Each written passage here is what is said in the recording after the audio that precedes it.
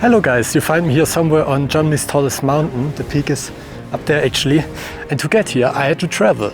So how perfect then that I have the perfect camera for this. The Traveler RF Zoom 80. Please laugh guys.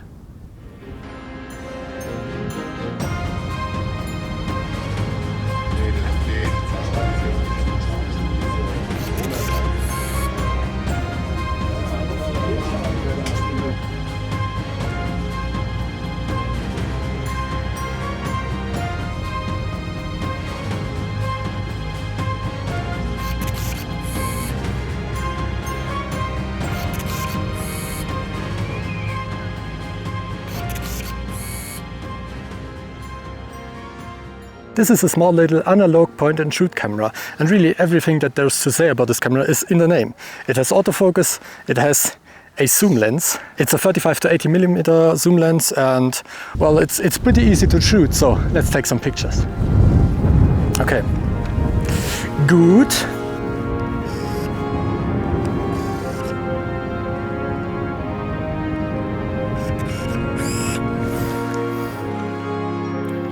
Oh yeah, I forgot to say that it shoots 35mm film, but I think it's pretty obvious.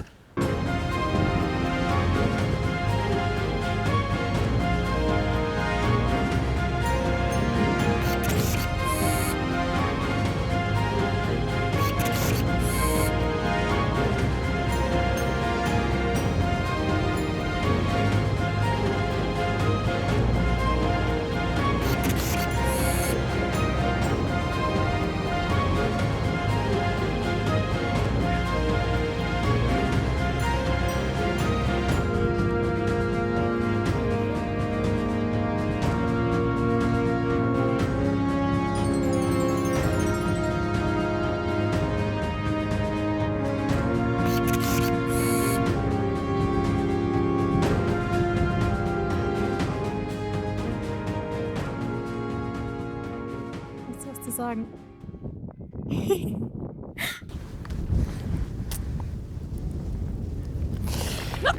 Okay, nicht die Kamera runterladen. Mein gesamter Bankaccount ist gerade in deiner Hand.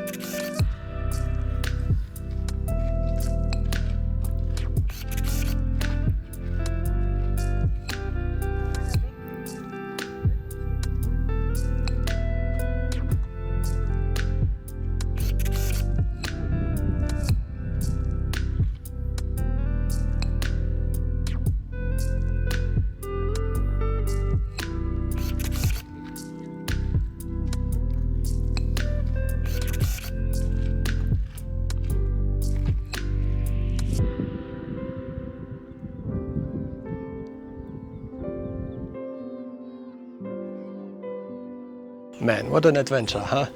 Well, as you might be able to see, it's a different day, different location, but that location was just so cool and I didn't have too much time there, so I wanted to focus on getting all of the pictures I wanted to get, and I didn't really want to set my camera down to do these talking head YouTube shots. So I thought, let's come out on another day. I have 4 shots left on this roll, and let's shoot those and just talk about this camera a bit. Although there really isn't too much to talk about with this camera. You have an on-off button, you have a mode dial to turn the flash on or off and that stuff, shutter button, and these power zoom buttons here on the back to zoom the lens, and that's about that. We have a flash as well. Load 35mm film, turn the camera on, point it at the scene, take a picture. So why this camera isn't like super special, there's a bunch of these cameras out there and there isn't too much to talk about, but I do want to talk a bit about my history with this camera, as we usually do on this channel. Because I'm not a camera reviewer, I just want to talk about why I'm using the cameras that I'm using and how I got them and how I ended up taking the pictures I'm showing you. Well, in August of last year I uploaded my very first film photography video. I made that video because my grandpa gave me his old Canon A1 and I wanted to try it. At the end of that video I show off some more cameras that my granduncle sent me. Somebody from my family told him that I started doing film photography, so he sent me 4 of his old cameras for me to try out. And if you look closely at that video, you may see that this camera is one of them. And if you look at my channel, you may notice that out of all of the cameras I received that day, this one is the last one I even used. This is the last one I'm making a video on. This is the last one I shot. This is the last one I even bothered to really take off the shelf and actually turn on and use. And why is that? So today I really want to talk about why I wasn't really that interested in using this camera for a long time and what changed for me to actually pick this camera up off the shelf, turn it on and actually take some pictures with it.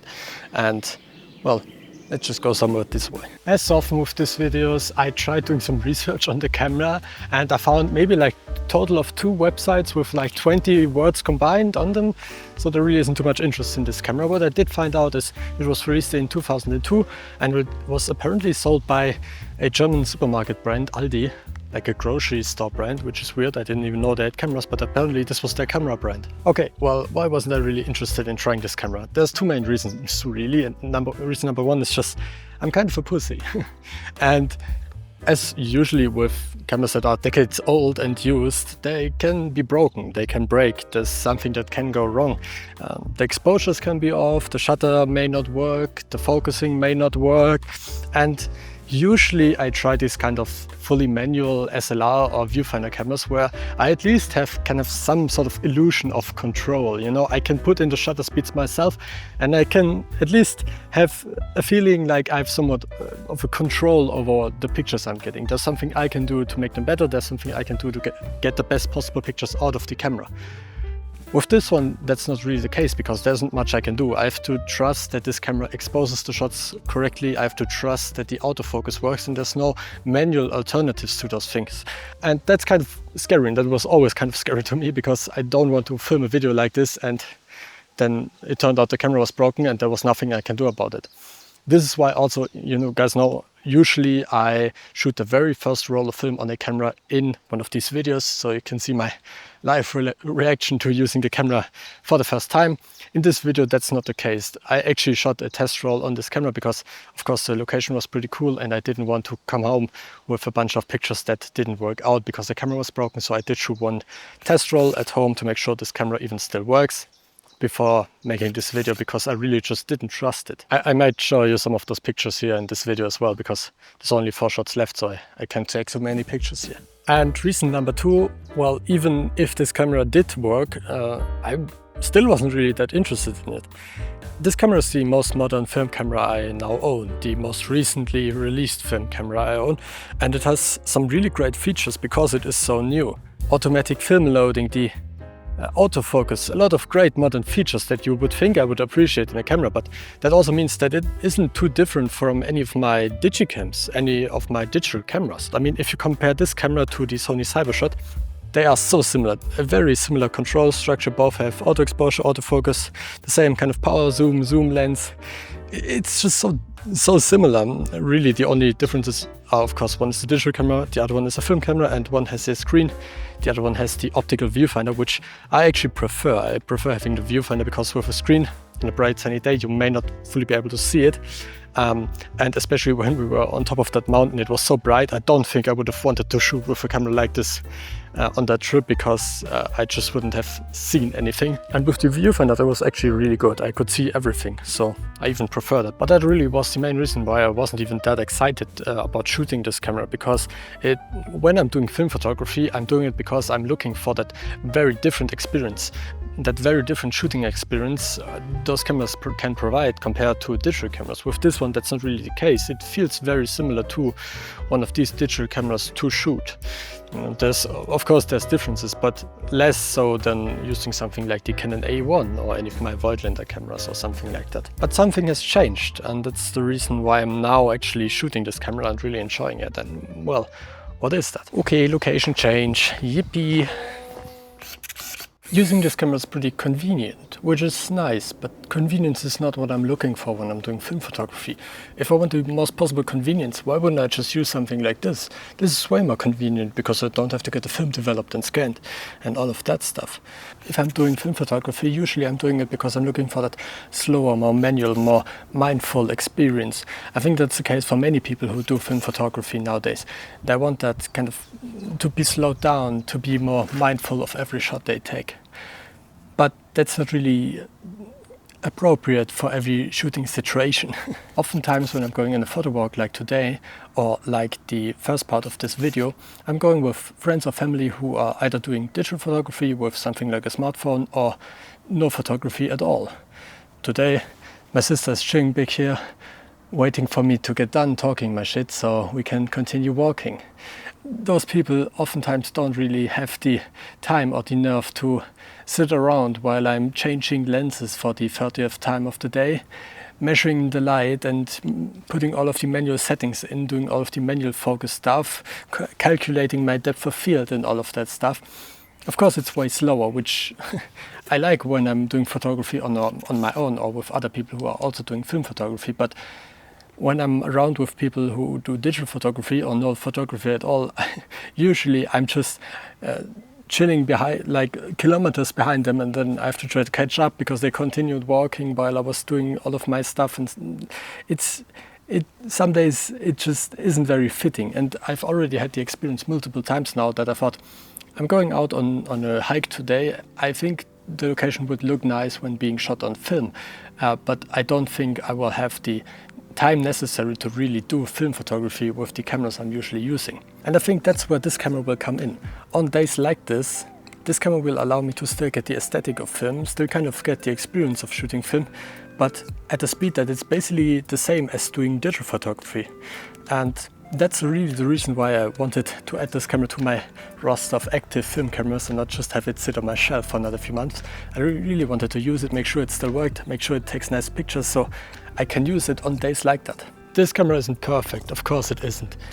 You guys may know that I like doing some close-ups of flowers or stuff like that, and I tried doing that with this camera as well, but it didn't really work. This camera doesn't seem to be able to focus all that closely anyways, and even once you get at a distance where the camera is even able to start focusing and doesn't just block the shutter, which it does when you get too close, it does miss focus like quite often. When I'm focusing on something that's far away, I don't have any problem with the autofocus. It seems to be pretty reliable, but when focusing on something that's closer to the camera, it does mess up. And well, I hope, since out here everything is quite far away anyways, I hope that on the second roll of film there shouldn't be any autofocus shots. Let's hope that's the case. Another thing that I noticed is that this camera makes it quite a lot easier to do both film photography and digital photography at the same time, which I do want to do sometimes.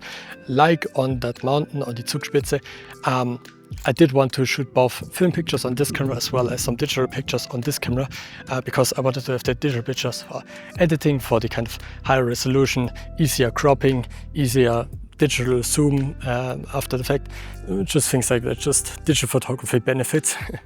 And there is situations like that quite often where I do want to shoot film, I do want to know how that location looks on film, because I think especially something like the top of the Zugspitze should look quite cool on film, with like the grain on the rocks and stuff like that.